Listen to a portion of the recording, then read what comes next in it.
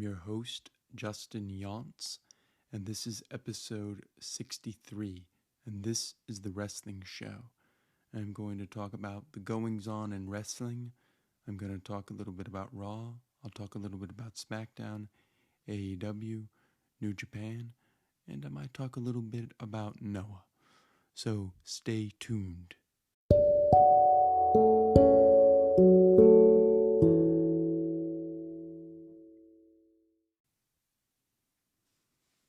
Well, let's talk about the goings-on in wrestling. To be honest with you right now, I have to just be honest. Pro wrestling right now feels very just blasé.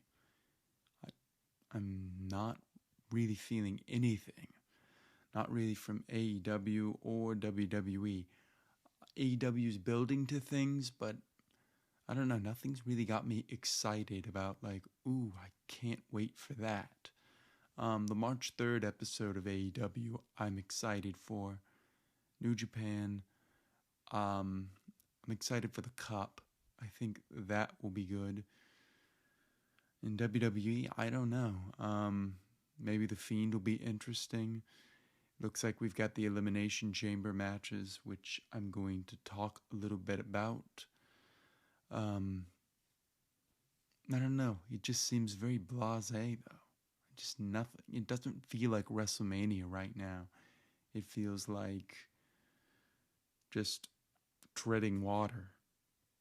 It feels like WrestleMania is bridging to another WrestleMania of next year. And this is just a placeholder like they did last year.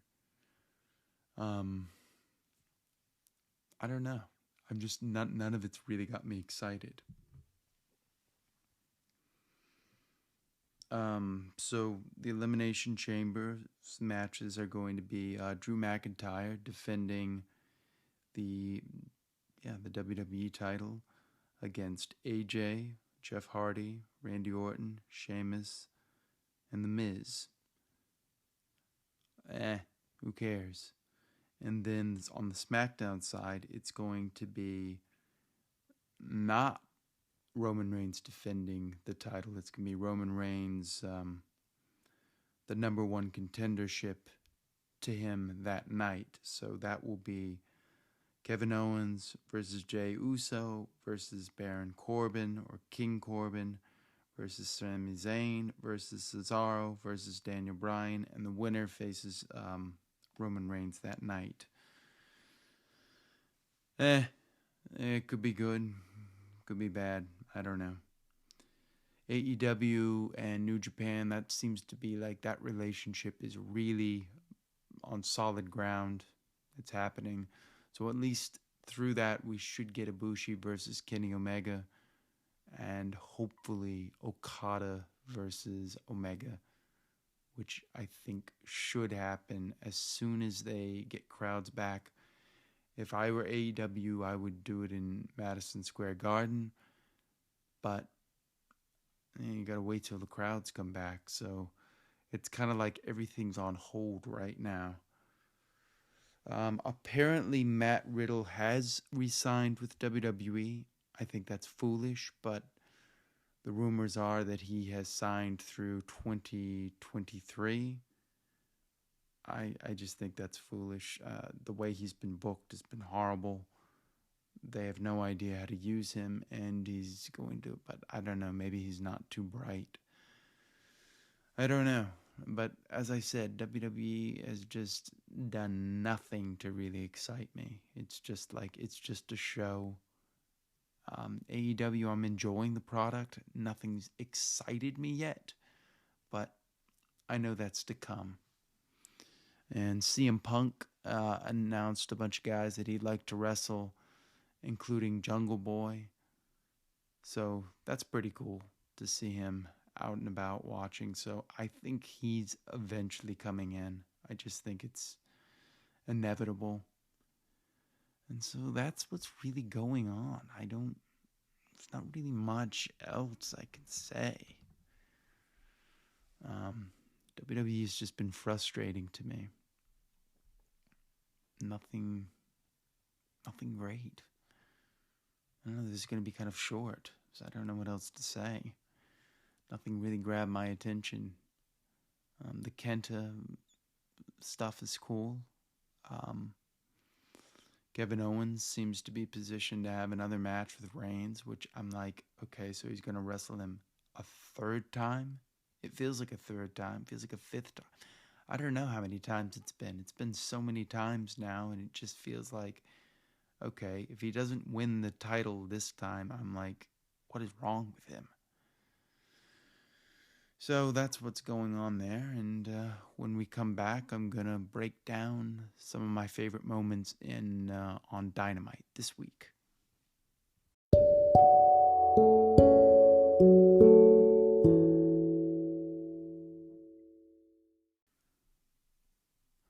So with AEW, they had Sammy Guevara quit the Inner Circle. That was the big takeaway angle, I would say, of the show was Sammy Guevara came out and said, if this happens again, I'm out. And he quit the Inner Circle and he left. So I'm assuming he's going to become a babyface and he's going to feud with MJF. I think it's a timely manner thing. I think Sammy doesn't really need the Inner Circle anymore. Let MJF get the rub from the Inner Circle. Sammy Guevara, I think, is poised to be a big babyface in my opinion. So I'm excited to see that. I thought that was a cool way to just go about it. They could have dragged it out a little bit more, but he just came in and said, no, I quit. I'm done. And they kind of made it feel like he quit AEW, but I think he's just only quit the Inner Circle because that's what he said. The other big thing was Omega and Kenta versus Jon Moxley and Lance Archer. This was pretty good. It was Falls Count Anywhere, and they fought all over the building. I had shades a little bit of the Private Party, the Santana and Ortiz match that they had in the parking lot. I thought that was a really cool match, and this kind of had shades of that as they were backstage fighting. It also kind of reminded me of Halftime Heat. I liked it overall. It wasn't the best thing I've seen, but I like seeing Kenta out there, and he seems to really be, he's got his working boots on. Omega, he's always great. Jon Moxley is good. Lance Archer was good. It ended with the Good Brothers coming out and getting involved and them doing, assisting getting Omega with lifting Lance Archer up for the one-winged angel for the pin. So that was kind of cool to see the Good Brothers. So they're kind of the Bullet Club again. I've got to imagine the Bullet Club name will be coming out again. Jungle Boy did his first promo. That was interesting. I mean, I'm going to cut him some slack. This is his first time really doing a promo. I think he did well. It wasn't riveting, but I thought it's going to build to something. Omega and Don Callis on the golf course, that was really funny. Seeing he said, look, it went in. I thought that was interesting. We had the beginning of the women's tournament with Thunder Rosa versus Layla Hirsch. Thunder Rosa won with the powerbomb. I think Thunder Rosa is great. I'm excited to see all the Japanese talent come back. And it looks like it should be a good tournament. Pac versus Ryan Nemeth. He won with the Brutalizer. I thought Pac was great here, and Ryan Nemeth, the Hollywood hunk, I think they call him, reminds me a lot of Dolph Ziggler. I don't know, for some reason I kept getting that feeling that he just reminded me of Dolph Ziggler, or when he was in the Spirit Squad. Darby Allin versus Joey Janela. This was pretty good. They had a hard-hitting, brawl, and Darby won. So those are the things that happened on AEW. Cody Rhodes had a possible shoulder tear, so hopefully that won't take him out of his match with Shaquille O'Neal, because I think they need that. Overall, though, I thought it was a good show. Wasn't my favorite show. I thought Beach Break was better, but it's good. It moved well, and a lot of character things happened, and it's moving to March 3rd. And I think probably next week we'll get the announcement that Jon Moxley will face Kenny Omega in some kind of, I don't know, maybe a steel cage match, because they keep interfering. I think that would be a cool thing, like a steel cage weapons match. I'm kind of getting that vibe that's where they're going to go with that. Let's talk a little bit about New Japan. I only saw some of these matches, but I thought Kota Ibushi versus Sanada. Kota Ibushi won with the third Kamagoya. I thought they had a nice hard-hitting match. It wasn't my favorite match, but it was really good, and they played off of their last match as they kind of mirrored each other. I need to watch it again, but I thought it was a good match. It wasn't my favorite, but I liked it. So, you can't really, disagree with the work. The work is just stupendous and just goes where it needs to be. I don't know. It's not Jay White, which is what I want to see. I want to see Jay White win the title, because I think he's poised to do that. But Kota Ibushi's doing a great job, and Sonata was a great first opponent. As I said a little while ago, it reminded me of Shibata and Okada, that like kind of match in between. But I thought that was good. The Neverweight three-way tag titles. Ishii Hiroki Goto and Yoshihashi versus Jay White, Tama Tonga, and Tonga Loya. Yoshihashi rolled up Tonga Loya. So Jay doesn't do the job there, but I was hoping they were going to win. I'm going to watch the other New Beginnings matches. I need to really watch like the whole thing so I can talk about it in depth. But from what I saw, it was good. It's my favorite, because it's hard, because they have the crowds there, but they can only clap. So after a while, it gets old. That's my only frustrating thing with the COVID stuff. In Noah, Keiji Muto versus Go Shiozaki. Keiji Muto won the Grand Champion, the GCW, the Grand Heavyweight Championship, which has been held by Mitsuharu Misawa, many guys. I think that's kind of interesting. It's kind of like we're going backwards, but, they can get away with that because it's not this thing that they do all the time, going back to it. But yeah, I thought New Japan, New Beginnings, a good show overall, and AEW's moving around. And when we come back, I will talk about WWE.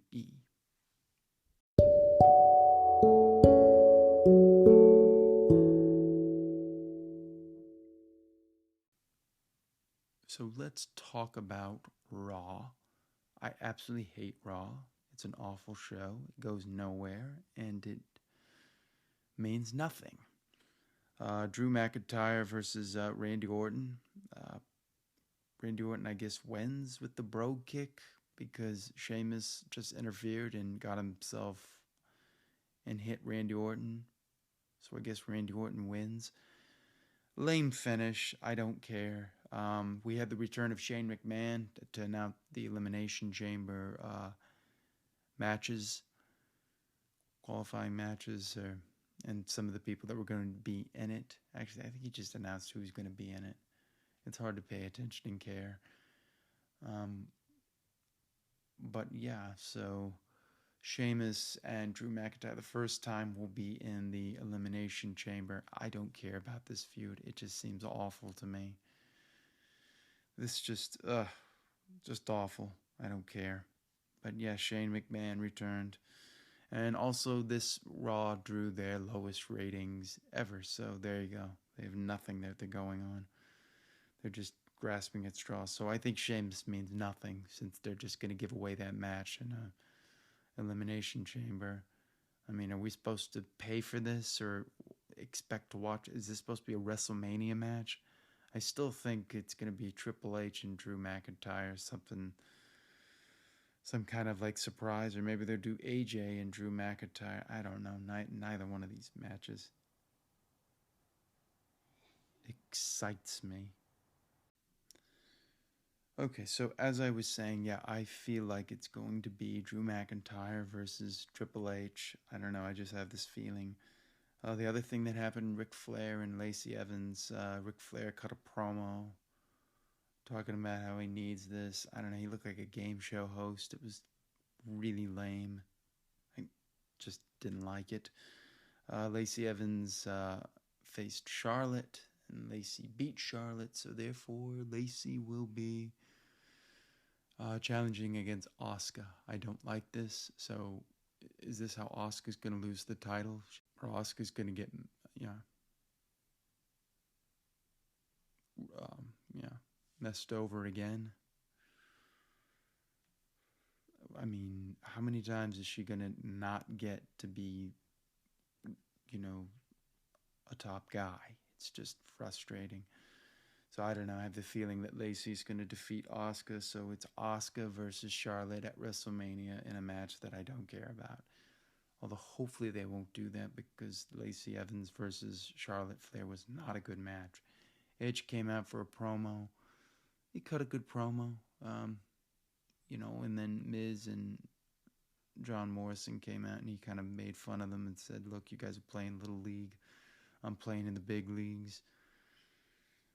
So that happened. Bad Bunny and Damian Priest seems to be a thing, and he defeated Angel Garza. Keith Lee was back, and he defeated Riddle, who Riddle signed up to be back with this company to do what? And then the big thing that happened was Nia Jax and Lana, with Lana sending Nia Jax through the table, but she missed a move, and she missed her leg drop, and she goes, "My hole." And that seems to be the thing that's just buzzing. Everybody's going, "My hole, my hole, my hole." I don't know. WWE just does nothing for me anymore. So let's move on to SmackDown. They had Elimination Chamber matches. Baron Corbin and Sami Zayn won the opportunity to be in the chamber from defeating Dominic and Rey. Who cares? The main event was Daniel Bryan Cesaro versus Dolph Ziggler and Rude. Daniel Bryan and Cesaro won. Cesaro's now a babyface, which is good, and I think he's got new music. I don't know, it feels like new music. I absolutely hated the Sasha Banks and Bianca Belair segment. It was kind of like two girls in the ring talking, and I don't know, it looked lame. It's not what I want to see. My favorite part of the show was Roman Reigns coming out and confronting Adam Pearce. He's so good. He's like, "Who do you think you're talking to, man? I run this show." And he was saying he's not going to be in the Elimination Chamber and that he'll defend it against whoever wins the Elimination Chamber that night. So Roman Reigns, the smartest man on the show. Seth Rollins returned. He cut like a babyface promo and then immediately morphed into a heel. So I guess we've got more Seth Rollins, Messiah, that no one likes and no one cares. So those are the things that happened in WWE. I like the Roman Reigns stuff. Drew versus Randy Orton was good, and I expect my prediction at the Elimination Chamber is Randy Orton is going to get confronted by The Fiend and lose, and I guess Drew McIntyre wins. I expect Kevin Owens to win so that Roman Reigns will face them again. Kevin Owens came out at the end and stunned everybody, so I guess Kevin Owens is now like stone cold. So that's about it. Not really a great show in my opinion. I mean, it was good, but it wasn't great to me. But yeah, so Kevin Owens versus Roman Reigns. Again, this feels like the 20th time, but Who knows? Maybe we'll get Daniel Bryan and Roman Reigns. That would be a really cool match to see at Elimination Chamber. But I don't know. Edge is supposed to decide at Elimination Chamber who he's going to face at WrestleMania. So that seems to be the new thing. They're going to drag that out. And Bianca Belair is going to probably face Sasha Banks. And yeah, so I don't know. Nothing much that really excites me in WWE. So that's about it. I want to say thank you for listening. As always, you can reach me at Justin Yance, at my handle, at Justin Yance. And I will see you next time on the DMF.